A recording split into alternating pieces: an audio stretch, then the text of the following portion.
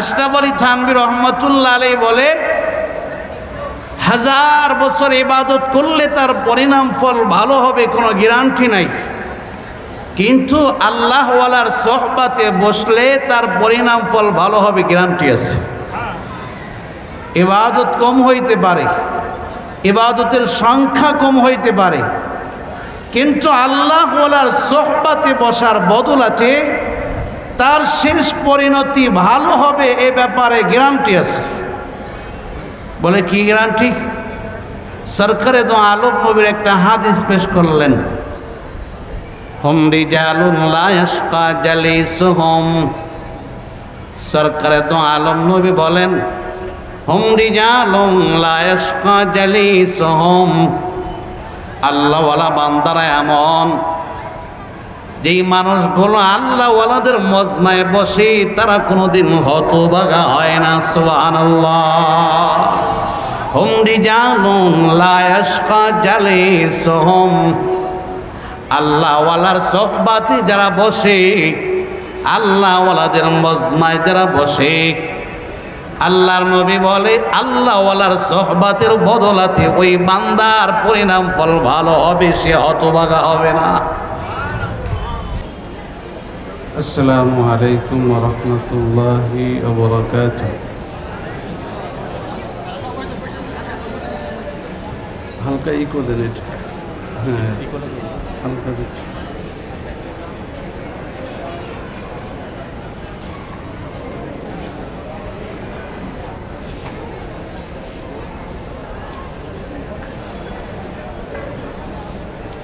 আলহামদুলিল্লাহ আলহামদুলিল্লাহ ওয়া সালামুন আলা ইবাদিহিল্লাযীনা ইসতাফা। أما بعد فأعوذ بالله من الشيطان الرجيم. بسم الله الرحمن الرحيم.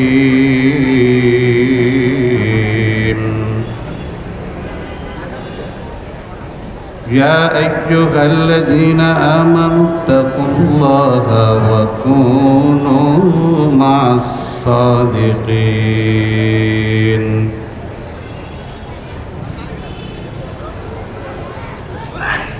صدق الله مولانا العظيم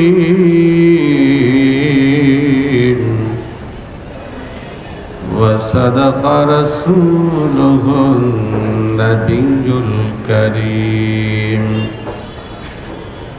ونحن على ذلك من الشاهدين والشاكرين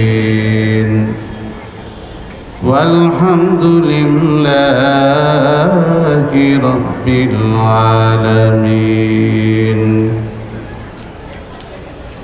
سبحانك لا علم لنا إلا ما علمتنا إنك أنت العليم الحكيم.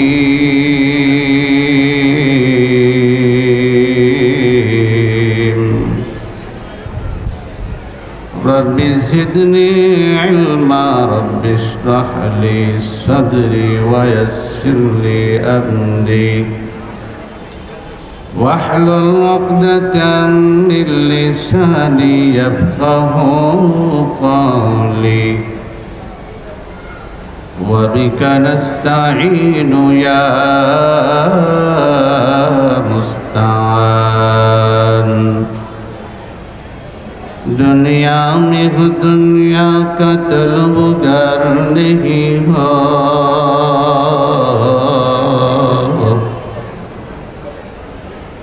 दुनिया में हो दुनिया का तलबगार नहीं हो,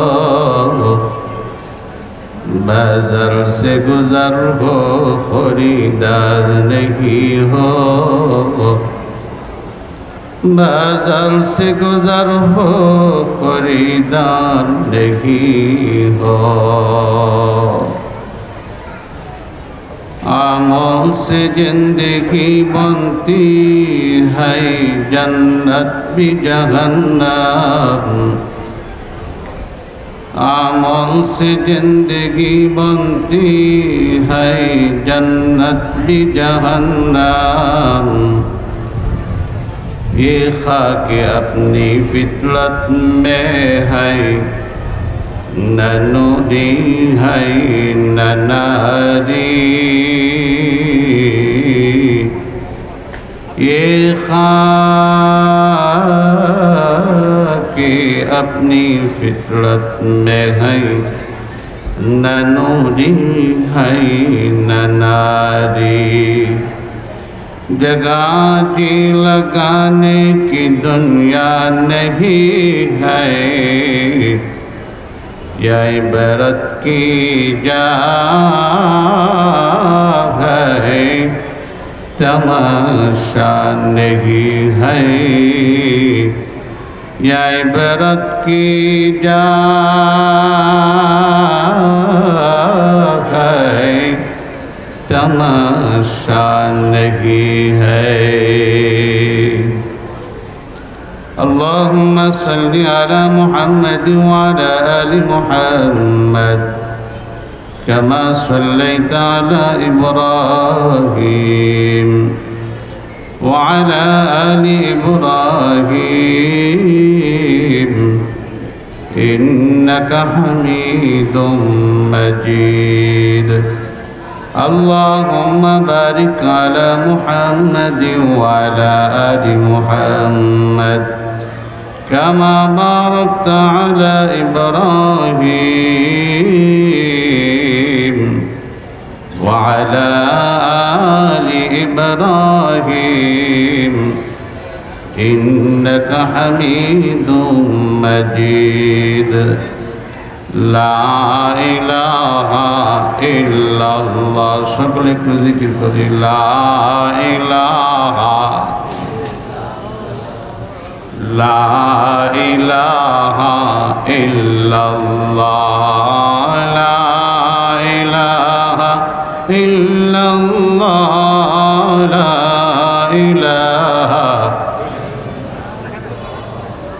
ला इलाहा इल्लल्लाह ला इलाहा ला इलाहा इल्लल्लाह ला इलाहा इल्लल्लाह ला इलाहा इल्लल्लाह ला इलाहा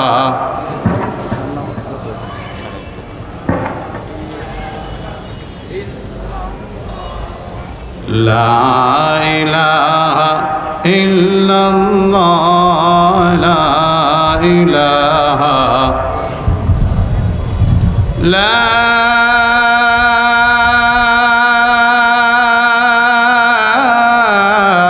इलाहा इल्लल्लाह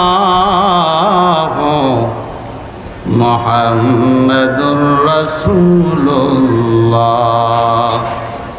सल्लल्लाहु अलैहि वसल्लम কাফরুল থানা মুজাহিদ কমিটি ও এলাকাবাসীর উদ্যোগে আয়োজিত ওয়াজ মাহফিল ও হালকায় জিকিরের সম্মানিত প্রধান অতিথি আমিরুল মুজাহিদিন আলহাজ হযরত মাওলানা মুফতি সৈয়দ মোহাম্মদ রেজাউল করিম পীর সাহেব চরমনায়, বিশেষ অতিথিবৃন্দ, মুআজ্জাজ মুকাররম উলামা ইকরাম, মুরব্বিনে আযম, সমবয়স্ক বন্ধুরা, ছোট ভাইরা, পর্দার আলের মা বোনেরা, সকলেই সর্বপ্রথম মহান আল্লাহ সুবহানাহু ওয়া তাআলা জাল্লা জালালুহু আম্মা নাওয়ালুহুর দরবারে শুকরিয়া আদায় করি, যিনি আমাদেরকে পৃথিবীর মধ্যে শ্রেষ্ঠ একটা মজমা, কোরআন ও হাদিসের মজমা, দ্বীনি মজমা, উলামা ইকরামের মজমা, আল্লাহ ওয়ালাদের মজমায় এসে বসার মতো তৌফিক দান করলেন, সুযোগ দান করলেন, কবুল করলেন। তাই সকলের রবের প্রশংসা করার্থে অন্তরের অন্তঃস্থল থেকে মহাব্বতের সাথে বলি আলহামদুলিল্লাহ। আল্লাহ সুবহানাহু ওয়া তাআলা জাল্লা জালালুহু ওয়া আম্মা নাওয়ালুহু আমাদেরকে ভালোবেসেছেন, মহব্বত করেছেন, পছন্দ করেছেন বিধায় হাজারো মানুষের মধ্য থেকে কোরআন হাদিসের এই মজমার জন্য আল্লাহ তাআলা আমাদেরকে নির্বাচন করেছেন। এটা আল্লাহ তাআলার পক্ষ থেকে অশেষ মেহেরবানি ও দয়া, আল্লাহ তাআলার পক্ষ থেকে অনেক বড় নিয়ামত। কারণ যতক্ষণ এই ময়দানে বসে থাকবো ততক্ষণ আল্লাহ তাআলার রহমত পাইতে থাকবো। সুবহানাল্লাহ বলি সকলে। আল্লাহর রহমতের সুসংবাদ শুনে খুশি না বেজার? খুশির সুসংবাদ শুনলে একটু সুবহানাল্লাহ আওয়াজ দিয়ে বলা যায় না? একটু মহাব্বতের সাথে আর একটু আওয়াজ দিয়ে বলি সুবহানাল্লাহ। যতক্ষণ এই ময়দানে বসে থাকবো ততক্ষণ ফেরেশতারা আমাদের আমলনামায় নেক লিখতে থাকবে। সর্বশেষ আখরি মোনাজাতে আল্লাহ ওলির সাথে হাত উঠায়া দুই চোখের পানি ছেড়ে কান্নাকাটি করে গুনাহগুলো মাফ করায়া নিষ্পাপ মাসুম হয়ে এই ময়দান থেকে যাওয়ার চেষ্টা করব। রাজি আছি তো ইনশাআল্লাহ? কে কে রাজি আছি? আল্লাহু আকবার। আল্লাহ তুমি হাতগুলোকে কবুল করে নাও, জান্নাতি হাত হিসেবে মঞ্জুর করে নাও। আল্লাহর ওলি পীর সাহেব চরমোনায় কিছুক্ষণ পরে আসবে। আল্লাহর ওলির হাতের সাথে হাত উঠায়া তোমার এই বান্দারা তওবা করে কান্নাকাটি করে গুনাহ মাফ করাইতে চায়। আয় আল্লাহ নিষ্পাপ মাসুম বানায়া এই ময়দান থেকে আমাদেরকে উঠায়া। সকলে বলুন আমিন। আল্লাহ, আমি কোরআনে হাকিম থেকে একটি আয়াত তেলাওয়াত করছি। আয়াতকে সামনে রেখে সংক্ষিপ্ত আকারে দুই চারটা কথা বলার চেষ্টা করব, মালিক যদি তৌফিক দান করেন। সকলে দোয়া করেন আল্লাহ পাক যেন অল্প সময় এমন দুই চারটা কথা আমার জবান দিয়ে বের করে দেন, যেই কথাগুলো আমার জন্য উপকার হয়, আপনাদের জন্য উপকার হয়, এলাকাবাসীর জন্য উপকার হয়। সকলে বলুন আমিন। আল্লাহ সুবহানাহু ওয়া তাআলা জাল্লা জালালুহু ওয়া আম্মা নাওয়ালুহু কোরআনে হাকিমে আমাদেরকে নির্দেশ দিয়েছেন সাদিকিনদের সাথী হওয়ার জন্য। ইয়া আইয়ুহাল্লাযীনা আমানুত্তাকুল্লাহ, আল্লাহ পাক বলেন হে ঈমানদারের দল, ইত্তাকুল্লাহ, আল্লাহকে ভয় করো। ওয়া কুনু মা'আস সাদিকিন, সাদিকিনদেরকে বন্ধু বানাও, সাদিকিনদেরকে সাথী বানাও, সাদিকিনদের মজমায় বসো, সাদিকিনদেরকে ভালোবাসো। সাদিকিন কারা? যারা সত্যবাদী। সাদিকিন কারা? যাদের মাথা থেকে পা পর্যন্ত সরকারের দো আলম নবীর আদর্শ দেখা যায়। সাদিকিন কারা? যাদের চেহারার দিকে তাকাইলে আখিরাতের কথা স্মরণ হয়। সাদিকিন কারা? যাদের চেহারার দিকে তাকাইলে রব্বি কারিমকে স্মরণ হয়। সুবহানাল্লাহ বলে।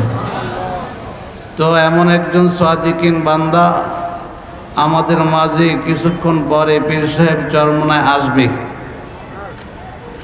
আল্লাহ ওয়ালার সোহবতে যখন বসবো, আশা করি আমাদের দিলের হালাত, দিলের অবস্থা পরিবর্তন হবে।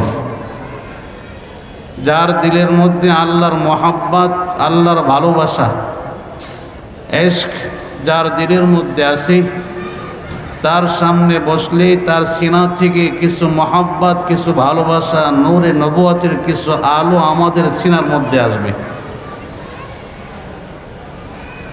তখন আমাদের দিলের হালাত, দিলের অবস্থা পরিবর্তন হবে। আল্লাহ ওয়ালাদের সোহবতের অনেক দাম, অনেক মূল্য। কবি বলেন এক জামানা সোহবতে বাউলিয়া, এক জামানা সোহবতে বাউলিয়া, বেহতার সালাত বেরিয়া। আল্লাহ ওয়ালাদের সোহবতের একটা মুহূর্ত রিয়ামুক্ত 100 বছর ইবাদতের চাইতে উত্তম। সুবহানাল্লাহ। এই শিরটা অনেকের বুঝে আসে না। যে আল্লাহ ওয়ালাদের সোহবতের একটা মুহূর্ত শত বছর রিয়ামুক্ত ইবাদতের চাইতে দামি, শত বছর রিয়ামুক্ত ইবাদতের চাইতে উত্তম। এটা কেমনে হয়? মুফতি আজম মুফতি শফি সাহেব রহমাতুল্লাহ আলাইহি এই শেরটা নিয়ে গেলেন আশরাফ আলী থানভী রহমাতুল্লাহ আলাইহির কাছে। হযরত কবিদের শেরের দিকে তাকায় দেখা যায় তারা কারোর উপর খুশি হয়ে গেলে খুব প্রশংসা করে, অনেক উপরে উঠায় দেয়, কারো প্রতি নারাজ হলে তাকে নিচে নামায় দেয়। বলে ঘটনাটা কি? মুফতি আজম মুফতি শফি সাহেব রহমাতুল্লাহ আলাইহি বলেন, হযরত দেখেন কবি কি কবিতা লেখছে। বলে কি কবিতা? বলে এক জামানা সোহবতে বা আউলিয়া বেহতারাসদ সালা তাআত বেরিয়া। আল্লাহ ওয়ালাদের সোহবতের একটা মুহূর্ত শত বছর রিয়ামুক্ত ইবাদতের চাইতে দামি। এটা কেমনে হয়? এটা তো আমার বুঝে আসে না। আশরাফ আলী থানভী রহমাতুল্লাহ আলাইহি মুফতি আজম মুফতি শফি সাহেব রহমাতুল্লাহ আলাইহিকে বলে, তাহলে সেটা আমি বলি শোনো। বলে ঠিক আছে বলেন। মুজাদ্দিদুল মিল্লাত আশরাফ আলী থানভী রহমাতুল্লাহ আলাইহি শুরু করতেছেন, এক জামানা সোহবতে বা আউলিয়া, এক জামানা সোহবতে বা আউলিয়া বেহতর আজ লাখ সদ সালাত বেরিয়া। আল্লাহ ওয়ালাদের সোহবতের একটা মুহূর্ত লাখো বছর রিয়ামুক্ত ইবাদতের চাইতে দামি। মুজাদ্দিদুল মিল্লাত আল্লামা আশরাফ আলী থানভী রহমাতুল্লাহ আলাইহি সেটা একটু ঘোরায় বললেন, আরে তুমি তো বলতেছো সদ সালাত তাআত বেরিয়া, শত বছর রিয়ামুক্ত ইবাদতের চাইতে দামি।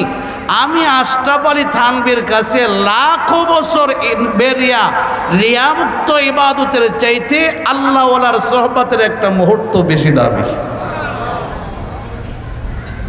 মুফতি আজম মুফতি শফি সাহেব রহমাতুল্লাহ আলাইহি বলে, হুজুর আগের শেরটাই বুঝে আসলো না। আল্লাহ ওয়ালার সোহবতের একটা মুহূর্ত শত বছর ইবাদতের চাইতে দামি, এটাই বুঝে আসলো না। আপনি তো আরো বাড়ায় দিলেন, ব্যাপারটা একটু ভালো করে বোঝায় দেন। আল্লাহর ওলি মুজাদ্দিদুল মিল্লাত আশরাফ আলী থানভী রহমাতুল্লাহ আলাইহি বলে, বাবা শোনো, হাজার বছরকে ইবাদত করলো, তার শেষ পরিণাম ফল ভালো হবে কোনো গ্যারান্টি আছে? বলে কোনো গ্যারান্টি নেই। ইবলিস হাজারো বছর ইবাদত করছে, পরিণাম ফল ভালো হয়েছে? কি বলেন, ইবলিসের পরিণাম ফল ভালো হয়েছে? লানত প্রাপ্ত হয়ে আল্লাহর দরবার থেকে বের হয়ে গেছে। বালআম বাউরা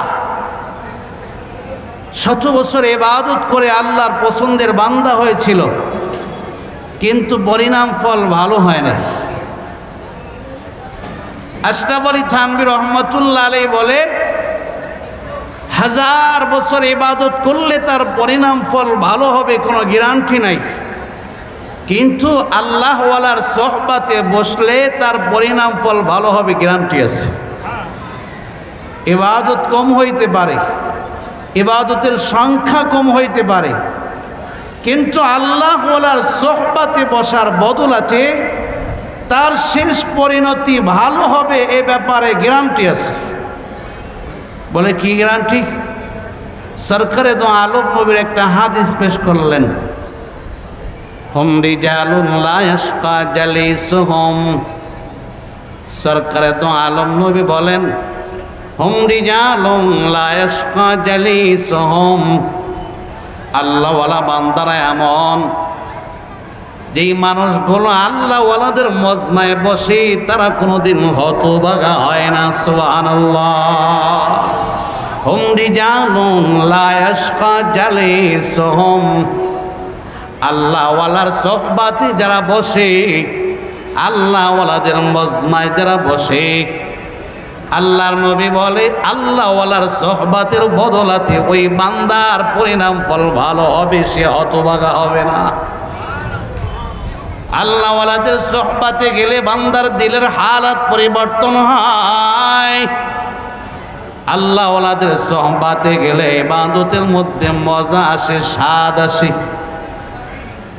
আল্লাহওয়ালার সোহবাতে যান নাই, ইবাদতের সংখ্যা অনেক বেশি কিন্তু আমলের মধ্যে সৌন্দর্যতা নাই। আল্লাহ পাক সংখ্যা দেখেন না, আল্লাহ পাক সৌন্দর্য দেখেন, ভালো দেখেন। আইয়ুকুম আহসানু আমালা, আল্লাহ পাক বলে আমি দেখব কার আমল কত সুন্দর। আর এই আমল সুন্দর করার জন্য আল্লাহওয়ালার সোহবাত লাগে। আল্লাহওয়ালার সোহবাতে একটু গমন করে দেখেন আমলের মধ্যে কত মজা আসে, কত স্বাদ আসে। আল্লাহওয়ালার সোহবাত ছাড়া নামাজ পড়বেন আর আল্লাহওয়ালার সোহবাতে গমন করার পরে নামাজ পড়বেন, আকাশ পাতাল পার্থক্য। আগে নামাজের মধ্যে মজা লাগে নাই, আল্লাহওয়ালার সোহবাতে যাওয়ার কারণে এখন মজা আরম্ভ হয়ে গেছে। আগে জিকির করতে ভালো লাগে নাই, আল্লাহওয়ালার সোহবাতে যাওয়ার কারণে এখন এমন ভালো লাগছে, এমন মজা আরম্ভ হয়ে গেছে, সব সময় শুধু জিকির, আল্লাহ আল্লাহ আল্লাহ আল্লাহ। জিকির ছাড়া এখন ভালো লাগে না। আল্লাহওয়ালার সোহবাতে যাওয়ার আগে দিলটা ছিল দুনিয়ামুখী, দুনিয়া ছাড়া কিছুই বোঝে না। দিনটা 24টা ঘন্টা দুনিয়া দুনিয়া দুনিয়া। বান্দা আল্লাহওয়ালার সোহবাত যাওয়ার সাথে সাথে দিলের হালাত পরিবর্তন হয়ে যায়, বান্দা দুনিয়া ছেড়ে আখিরাতের দিকে অগ্রসর হয়, ঠিক কিনা? এই বান্দা আগে সুদি লেনদেন করত, আল্লাহওয়ালার সোহবাতে যাওয়ার কারণে সুদি লেনদেন ছেড়ে দেয়। আগে তাহাজ্জুদ পড়তে মন চাইতো না, আল্লাহওয়ালার সোহবাতে যাওয়ার কারণে আল্লাহর বান্দা এখন তাহাজ্জুদ না পড়লে ভালো লাগে না। আগে রাস্তা দিয়ে চলতো, বেগানা নারীর দিকে না তাকাইলে ভালো লাগতো না। আল্লাহওয়ালার সোহবাতে যাওয়ার কারণে বেগানা নারীর দিকে তাকাইতে এখন মজা লাগে না। কসম আল্লাহর, যেই বান্দারা আল্লাহওয়ালার সোহবাত গমন করবে তাদের পরিণাম ফল ভালো হবে, তাদের আখিরাতটা উজ্জ্বল হবে, তারা আল্লাহর সন্তুষ্টি অর্জন করে জান্নাতের মালিক হয়ে যাবে। সুবহানাল্লাহ। এখন তো কিছু মানুষ বলে হুজুর আল্লাহওয়ালাদের সোহবাতে যাওয়ার কি দরকার, পীর সাহেবের মুরিদ হওয়ার কি প্রয়োজন? কোরআন হাদিস আছে না? বাংলা কোরআন পাওয়া যায়, বাংলায় হাদিসের তরজমা পাওয়া যায়। কোরআন হাদিস থাকতে আল্লাহওয়ালার কাছে যাওয়ার প্রয়োজন নাই। ওলামা ইকরামকে একেবারে তুচ্ছ তাচ্ছিল্য করতে থাকে, আলেমের কি প্রয়োজন? কোরআন হাদিস আছে, এগুলো পড়বো, আমল করব। আরে কোরআন হাদিসটাই যদি যথেষ্ট হইতো, কোরআন বোঝানোর জন্য নবী পাঠানোর প্রয়োজন ছিল না। কোরআনও পাঠাইছে, কোরআন বোঝানোর জন্য আল্লাহ নবীও পাঠাইছেন। শুধু কোরআন একাকি বুঝে আমল করে জান্নাতে যাওয়া সম্ভব। যারা বলতেছেন পীরের মুরিদ হওয়ার দরকার নাই, আল্লাহওয়ালার সোহবাতে যাওয়ার দরকার নাই, সালেহিনদের সোহবাত দরকার নাই, সাদিকিনদেরকে বন্ধু বানানোর দরকার নাই, আমাদের কাছে কোরআন ও হাদিস আছে। আমি তাদেরকে বলি, আপনি যখন নামাজে দাঁড়ায় সূরাতুল ফাতিহা তেলাওয়াত করেন তখন কি পড়েন? ইহদিনাস সিরাতাল মুস্তাকিম। আয় আল্লাহ, সিরাতাল মুস্তাকিম, সরল সঠিক পথ দেখাও। সিরাতাল মুস্তাকিম কোনটা? সরল সঠিক পথ কোনটা? সিরাতাল লাযিনা আনআমতা আলাইহিম, ওই সমস্ত লোকদের পথ যাদের উপর আপনি নিয়ামত দান করছেন। কাদের উপর নিয়ামত দান করছেন? 5 নম্বর পারার 8 নম্বর পৃষ্ঠার শুরুতে আল্লাহ পাক বলে দিয়েছেন, মিনান নাবিয়্যিন ওয়াস সিদ্দিকিন ওয়াস শুহাদাই ওয়াস সালিহিন। নবী, সিদ্দিক, শুহাদা, সালেহিন, এই 4 প্রকার মানুষের উপরে আল্লাহর রহমত নাজিল হয়েছে। তো আমরা সূরাতুল ফাতিহার মধ্যে দোয়া করতেছি, আল্লাহ ওই সমস্ত লোকদের পথ দেখাও যাদের উপরে আপনি নিয়ামত দান করছেন তারা হলো নবী, সিদ্দিক, সোহাদা, সালেহীন।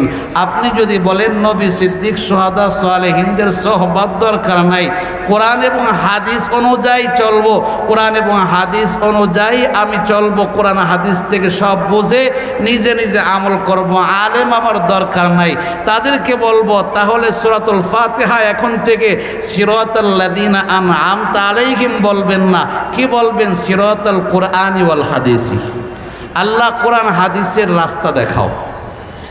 কারণ আপনি বলতেছেন বুজুর্গ দরকার নাই, আলেম দরকার নাই, আল্লাহওয়ালা দরকার নাই, সালেহীন দরকার নাই, আমি কোরআন হাদিস থেকে বুঝে আমল করব, জান্নাতে যাব। তাহলে আল্লাহর কাছে বলেন সিরাতাল কুরআনি ওয়াল হাদিসি, আল্লাহ কোরআন হাদিসের রাস্তা দেখাও। স্বয়ং আল্লাহ পাক রব্বুল আলামিন সূরাতুল ফাতিহায় শিখায় দিলেন কোরআনটা বুঝবা কেমনে, কোরআনওয়ালাদের কাছে যাওয়া লাগবে। তুমি দোয়া করতেছো সিরাতাল লাযিনা আনআমতা আলাইহিম, আয় আল্লাহ ওই সমস্ত লোকদের পথ দেখাও। এখানে তো তুমি বলো না আল্লাহ কোরআন হাদিসের পথ দেখাও, তুমি স্বয়ং নিজেই বলতেছো সিরাতাল লাযিনা আনআমতা আলাইহিম, আল্লাহ ওই সমস্ত লোকদের পথ দেখাও যাদের উপর নিয়ামত দান করছে। কাজেই আল্লাহ ওলার সোহবাতে যাওয়া লাগবে, ওলামা ইকরামের সোহবাতে যাওয়া লাগবে, নবীর ওয়ারেসদের কাছে যাওয়া লাগবে। নবীর ওয়ারেসদের কাছে গমন না করে নিজে নিজে পণ্ডিতি করে বাংলা তর্জমা শিখে, বাংলা হাদিসের তর্জমা শিখে আমল করে জান্নাতে যাওয়া অনেক কঠিন। আওয়াজ দিয়ে বলুন ঠিক কিনা? সোহবাতের বরকতেই তো সাহাবা ইকরামের জীবন পরিবর্তন হয়ে গেছে। আল্লাহওয়ালাদের সোহবাতের বদলাতে মানুষের জীবন পরিবর্তন হয়ে যায়। যেই ওমর নবীর সোহবাতের আগে নবীর বড় দুশমন, নবীর সোহবাতে আসার পরে নবীর বড় মহব্বতের হয়ে গেলেন। সুবহানাল্লাহ। ফারুক আজম হযরত ওমর রাদিয়াল্লাহু তাআলা আনহু নবীর কাল্লা আনার জন্য গেলেন। নবীর সোহবাতে যাওয়ার কারণে নিজের মাথাটা নত করে দিলেন। পয়গম্বর, আসছিলাম কাল্লা নেওয়ার জন্য, নিজের কাল্লা দিয়ে দিলাম। নবী, আমি ওমরকে কালিমা পড়ায়া মুসলমান বানায় দিন। সুবহানাল্লাহ। হযরত ওমর নবীর সোহবাতের বদলাতে কত বড় পাওয়ারফুল আল্লাহওয়ালা হয়ে গেল, আল্লাহর কত বড় পছন্দের বান্দা হয়ে গেল। এরই আল্লাহর গোলাম আধ্যাত্মিক সম্রাট ওমর রহমাতাল লিল আলামিন বলে, আমার ওমর যে রাস্তা দিয়ে হাঁটে ওই রাস্তায় শয়তান চলতে ভয় পায়। সুবহানাল্লাহ। রহমাতাল লিল আলামিন বলে, ওমর এত দামি, এত দামি, আসহাবি কান্নুজুম ইক্তাদাইতুম ইহতাদাইতুম। শুধু ওমর না, যত সাহাবা ইকরাম আছে, আল্লাহর নবী বলে এক একজন সাহাবী এক একটা তারকা সমতুল্য। তোমরা যার পদাঙ্ক অনুসরণ করবে হিদায়াত পেয়ে যাবে। সুবহানাল্লাহ। আল্লাহওয়ালাদের সোহবতের বদলাতে দিলের মধ্যে নূর পয়দা হয়। আল্লাহওয়ালার সোহবতের বদলাতে আধ্যাত্মিকতা অর্জন হয়। ফারুক আজম হযরত ওমর নবীর সোহবতের বদলাতে কত বড় পাওয়ারফুল ওমর হয়ে গেল। নবীর ইন্তেকালের পর মদিনাতুল মুনাওয়ারায় কে কি স্বপ্ন দেখে হযরত ওমরের কাছে খবর হয়ে যায়। সুবহানাল্লাহ। রাতের বেলায় হযরত আলী স্বপ্ন যোগে পয়গম্বরকে দেখলেন। রহমাতাল লিল আলামিন কিছু সাহাবা ইকরামকে নিয়ে দিনের আলোচনা করতেছেন। ঘটনাটা কিছুদিন আগে খুতবাতে জুলফিকারের মধ্যে আমি পড়লাম। আল্লামা জুলফিকার নকশবন্দি দামাত বারাকাতুন আলিয়া লেখেন, আলী রাদিয়াল্লাহু তাআলা আনহু স্বপ্ন যোগে দেখলেন পয়গম্বর সাহাবা ইকরামকে নিয়ে কিছু দিনের আলোচনা করতেছেন। এমন সময় আল্লাহর এক বান্দা গাছের কিছু পহেলা খেজুর লয়ে হাজির হইলেন। পয়গম্বর, আমার গাছের পহেলা খেজুর আপনি খান, আপনার সাথীদের মাঝে বন্টন করে দিন, আল্লাহর কাছে দোয়া করে দিন আল্লাহ পাক যেন আমার বাগানের মধ্যে বরকত দান করে। হযরত আলী বলেন, আল্লাহর নবী রাহমাতাল লিল আলামিন খেজুর গ্রহণ করলেন, নিজে খাইলেন, সাথীদের মাঝে বন্টন করে দিলেন। আমি আলীর হাতে একটা খেজুর প্রদান করলেন, আমি আলী খেজুরটা মুখের মধ্যে দিলাম। ফজরে নামাজের সময় হয়ে গেল, মসজিদে নববীতে আজান আরম্ভ হয়ে গেল। আমি আলীর ঘুম ভেঙে গেল, তাকায় দেখি পয়গম্বরের দেওয়া খেজুরটা আমি আলীর মুখের মধ্যে এখনো বাকি আছে। সুবহানাল্লাহ। হযরত আলী বলে, আমি আলী খেজুরটা খেয়ে মসজিদে নববীর দিকে রওনা করলাম। তাকায় দেখি ফারুক আজম হযরত ওমর রাদিয়াল্লাহু তাআলা আনহু ইমামতি করতেছি। আমি আলী ওমরের পিছনে ইক্তেদা করলাম। নামাজ শেষ হয়ে গেল, ওমর মুসল্লিদের দিকে ঘুরে বসলেন। আপনারা লক্ষ্য করবেন, প্রতিটা মসজিদের ইমাম সাহেব ফজর এবং আসরের সালাম ফেরায়া মুসল্লিদের দিকে ঘুরে বসে। কারণটা কি? এটা আমার নবীর আদর্শ, নবীর সুন্নাত। রাহমাতাল লিল আলামিন ফজর এবং আসরের নামাজের সালাম ফেরায়া মুসল্লিদের দিকে ঘুরে বসতেন, তাদের খোঁজ খবর নিতেন। যদিও নবী নাই, নবীর সুন্নাত জিন্দা এখনো চলছে, কিয়ামত পর্যন্ত ওলামায়ে কেরাম নবীর সুন্নাত জিন্দা করবে, ঠিক কিনা? ফারুক আজম হযরত ওমর রাদিয়াল্লাহু তাআলা আনহু নবীর সুন্নাত জিন্দা করে সালাম ফেরায়া মুসল্লিদের দিকে ঘুরে বসলেন। হযরত আলী রাদিয়াল্লাহু তাআলা আনহু বলেন, তাকায় দেখি একজন মানুষ গাছের কিছু পহলা খেজুর লয়া হাজির হয়ে গেলেন। আমিরুল মুমিনিন, আমার গাছের পহলা খেজুর আপনি খান, সাথীদের মাঝে বন্টন করে দিন। আল্লাহর কাছে দোয়া করে দিন, আল্লাহ পাক রব্বুল আলামিন যেন গাছের মধ্যে বরকত দান করেন। হযরত ওমর রাদিয়াল্লাহু তাআলা আনহু খেজুরগুলো নিজ হাতে গ্রহণ করলেন, নিজে খাইলেন, সাথীদের মাঝে বন্টন করা আরম্ভ করলেন। আলী রাদিয়াল্লাহু তাআলা আনহু বলে, আমার হাতে ওমর রাদিয়াল্লাহু তাআলা আনহু একটা খেজুর প্রদান করলেন। খেজুরটা আমি গালের মধ্যে দিলাম, ডাক দিয়ে বললাম, আমিরুল মুমিনিন, আর একটা খেজুর কি আমি আলীকে দেওয়া যায় না? বেটে খোদা, আমিরুল মুমিনিন আর একটা খেজুর দিলে আমি আলী খুশি হইতাম। হযরত ওমর ডাক দিয়ে বলে, আলী, রাতের বেলায় পয়গম্বর স্বপ্ন যোগে তোমাকে একটা দিয়েছি, আমি ওমর দুইটা তোমাকে দিতে পারবো না। সুবহানাল্লাহ বলবেন না? স্বপ্ন দেখছেন হযরত আলী, খবর হয়ে গেছে হযরত ওমরের। কেমনি খবর হলো? নবীর সোহবতের বদলাতে আমার আল্লাহ ওমরকে এমন পাওয়ারফুল বানাইছেন, মদিনাতুল মুনাওয়ারায় কে কি স্বপ্ন দেখে হযরত ওমরের কাছে খবর হয়ে যায়। এই জন্য আল্লাহ ওয়ালার সোহবত অনেক দামি। আল্লাহ ওয়ালার সোহবতে গেলে হাকিকি মানুষ হওয়া যায়, আল্লাহ ওয়ালার সোহবতে গেলে প্রকৃত মানুষ হওয়া যায়। হযরত আবু বকর আল্লাহর নবীর সোহবতের বদলাতে হাকিকি মানুষ হয়ে গেছেন। কেমন মানুষ হলেন আবু বকর? নবীর ইন্তেকালের পর আবু বকর সিদ্দিক রাদিয়াল্লাহু তাআলা আনহুর আমলের দিকে একটু তাকান। নবীর সোহবতে কেমন মানুষ হলেন হযরত আবু বকর। ওমর রাদিয়াল্লাহু তাআলা আনহু আবু বকরের সাথে মোলাকাতের জন্য সামনে অগ্রসর হলেন। আবু বকরের সামনে যায়, তাকায় দেখি একটা কাগজের মধ্যে কিছু নামের লিস্টি। কি লিস্টি? হযরত আবু বকর সিদ্দিক রাদিয়াল্লাহু তাআলা আনহু লিস্টি করেছেন মদিনাতুল মুনাওয়ারায় কতজন বিধবা মহিলা আছে খেদমত করা দরকার, কতজন বৃদ্ধ বাবা আছে খেদমত প্রয়োজন। আবু বকরের নাম লিখছেন, এক একজন সাহাবীকে দায়িত্ব দিয়েছেন, তুমি অমুক বাড়িতে যাইবা, অমুক বাড়িতে একজন বৃদ্ধ বাবা আছে খেদমত করার মতো কেউ নাই, তুমি তার বাড়িতে খেদমত করবা।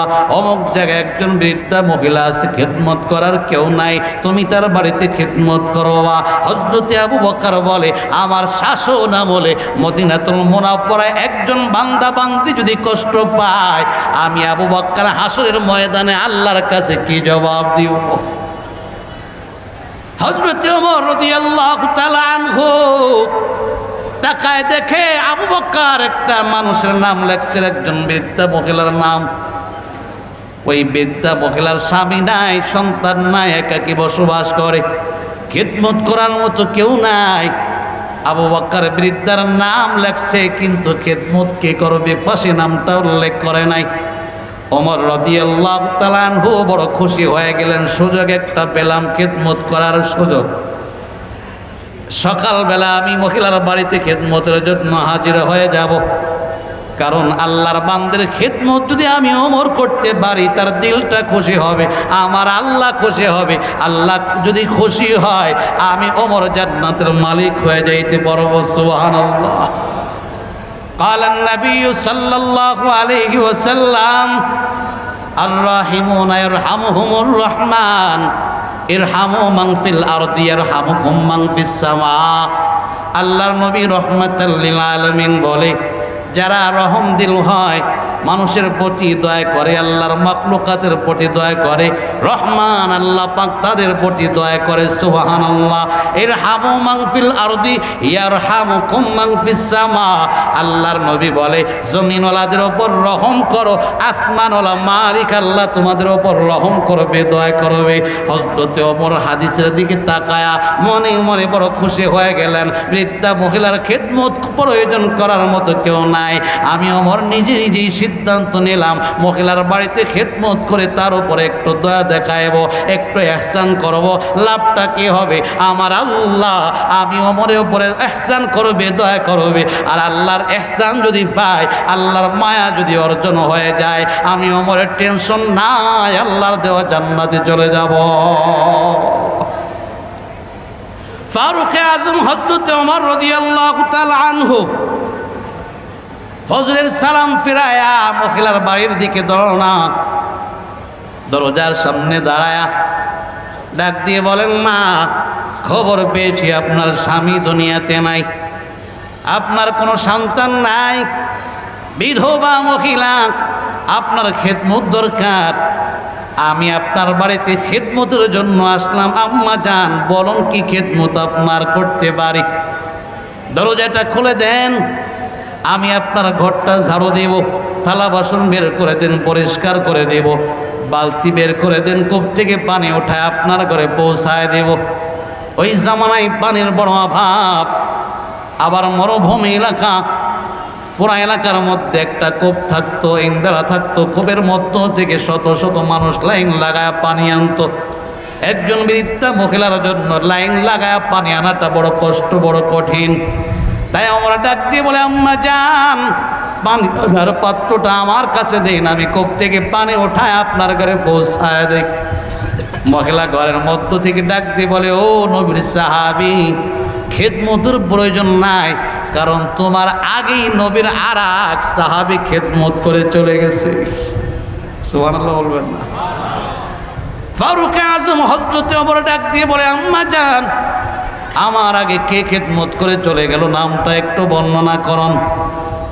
মহিলা ডাক দিয়ে বলে, না, নাম বলতে পারবো না। আল্লাহর বান্দা যদিও দীর্ঘদিন আমার ঘরে খেদমত করে, নিজের নাম কখনো প্রকাশ করে নাই।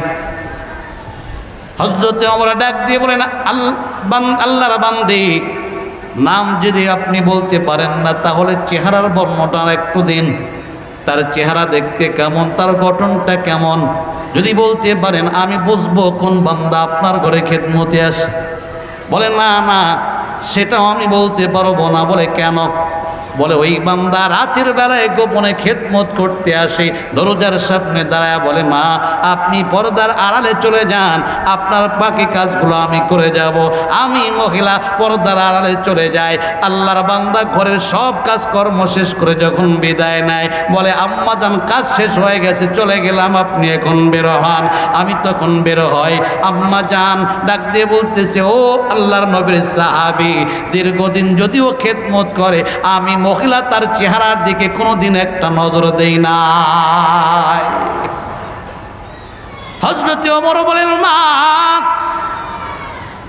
একটা নজর আপনি দিলেন না, কারণটা কি জানতে চাই? মহিলা বড় চমৎকার জবাব শোনায় দিলেন, ও নবীর সাহাবী, ছোটবেলায় আমার আব্বা আম্মা আমাকে কোরআনের তালিম দিয়েছেন, কোরআনের শিক্ষা দিয়েছেন। আমি যখন কোরআন পড়তে লাগলাম, কোরআনের একটা আয়াত আমার চোখের সামনে ভেসে উঠলো, কুল্লিল মুমিনাতি ইয়াগদুদনা মিন আবসারিহিন্না ওয়া ইয়াহফাযনা ফুরুজাহুন্না। আল্লাহ পাক বলেন, নবী হে, মুমিনা নারীদেরকে জানায় দিন তারা যেন চোখের হেফাজত করে, লজ্জা স্থানের হেফাজত করে। ও নবীর সাহাবী, এই আয়াতে কারিমা যেদিন আমি তেলাওয়াত করলাম, ওই দিন থেকে প্রতিজ্ঞা করছি জীবনে কোনোদিন এই চক্ষু দিয়ে বেগানা পুরুষের দিকে তাকাইব না। আমি চোখের হেফাজত করব, লজ্জা স্থানের হেফাজত করব। কসম আল্লাহর, ওই দিন থেকে আমি মহিলা আজ পর্যন্ত কোনোদিন বেগানা পুরুষের দিকে তাকাই না। আরে আয়াতে কারিমা কোরআনে হাকিমে এখনো বিদ্যমান আছে, কিন্তু আমল নাই। আজকাল মা বোনেরা চিন্তা করে পুরুষরা আমাদেরকে দেখতে পাবে না, আমরা পুরুষদেরকে দেখলে মনে হয় কোনো অসুবিধা নেই। অথচ পুরুষদের জন্য যে বিধান, নারীদের জন্য একই বিধান। কুল্লিল মুমিনিনা ইয়াগুদ্দু মিন আবসারিহিম ওয়া ইয়াহফাযু ফুরুজাহুম। আল্লাহ পাক বলেন, নবী মুমিন পুরুষদেরকে জানায় দিন তারা যেন চোখের হেফাজত করে, লজ্জা স্থানের হেফাজত করে। পরবর্তী আয়াতের মধ্যে আল্লাহ পাক নারীদের বিধান দিয়ে দিলেন, কুল্লিল মুমিনাতি ইয়াগদুদনা মিন আবসারিহিন্না ওয়া ইয়াহফাযনা ফুরুজাহুন্না। নবী না মুমিনা নারীদেরকে জানায় দিন তারা যেন চোখের হেফাজত করে, লজ্জা স্থানের হেফাজত করে। কাজে আমরা পুরুষ যেমনি ভাবে বেগানা নারীদের দিকে তাকাইতে পারবো না, যদি তাকায় হারাম হবে। একইভাবে বেগানা নারীরা বেগানা পুরুষের দিকে তাকাইতে পারবে না, যদি তাকায় হারামের গুনাহ হবে। ঠিক কিনা? কয়জন বাবা তার মেয়েকে শিক্ষা দিয়েছেন, মেয়ে স্কুল কলেজ ইউনিভার্সিটিতে যাও, সাবধান, চোখের হেফাজত করবে, কোরআনের বিধান চোখের হেফাজত করবে, যুবকদের দিকে তাকায় বানা। কয়জন বাবা তার মেয়েকে শিক্ষা দিয়েছেন? কয়জন স্বামী তার স্ত্রীকে শিক্ষা দিয়েছেন, রাস্তায় বের হও, খবরদার চোখের হেফাজত করবে, বেগানা পুরুষের দিকে তাকাবে না। বৃদ্ধা মহিলা ডাক দিয়ে বলেন, নবীর সাহাবী, আয়াতে কারিমা যেদিন তেলাওয়াত করলাম, ওই দিন থেকে আমল আরম্ভ করলাম, চোখের হেফাজত করে বেগানা পুরুষের দিকে তাকায় না। ওমর আশ্চর্য হয়ে গেল, কেমন মহিলা রে, কেমন মহিলা, জীবনে কোনোদিন বেগানা না পুরুষের দিকে তাকায় নাই। এই মহিলার খেদমত যদি আমি ওমর করতে পারি, জীবনটা ধন্য হবে। ডাক দিয়ে বলেন, মা, এত বড় আল্লাহ ওয়ালি আপনি, আল্লাহর পছন্দের বান্দে আপনি, এই চক্ষু দিয়ে বেগানা পুরুষের দিকে কোনোদিন তাকান নাই।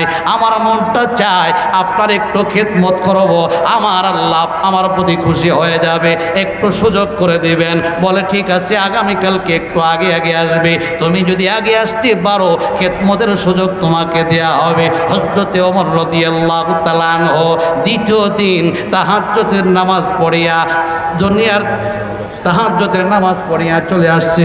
লিল্লাহে তাকবীর, লিল্লাহে তাকবীর।